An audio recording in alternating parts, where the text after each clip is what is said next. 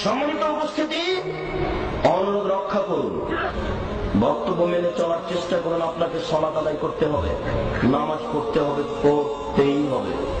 অজু করে নামাজ পড়তে হয়, পানি নেই, তায়াম্মুম করে নামাজ পড়তে হবে।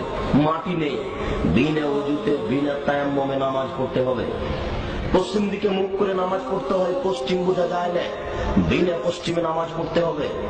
দাঁড়িয়ে থেকে নামাজ পড়তে হয়, দাঁড়িয়ে থাকা যায় না, বসে থেকে করতে হবে।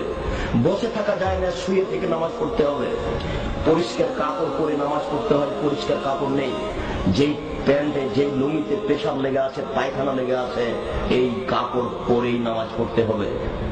কারণ বশত কোনো কাপড়ই নেই, উলঙ্গ অবস্থাতেই তাকে নামাজ পড়তে হবে, পড়তেই হবে। নামাজই একটা ইবাদত যার মাপ নেই, যার বিকল্প কোনো পথঘাট নেই। হজের বদল চলে, নামাজের বদল চলে না।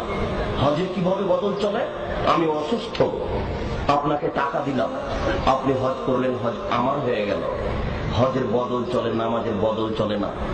রোজার বদল চলে, আপনি অসুস্থ, সিয়াম পালন করতে পারছেন না, সকাল সন্ধ্যা আর একজনকে খাওয়ালেন, রোজা আপনার হয়ে গেল।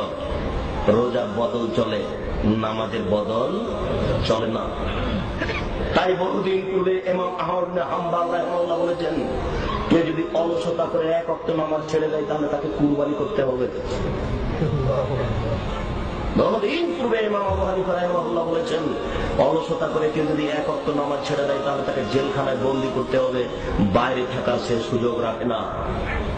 নামাজ এমন একটা ইবাদত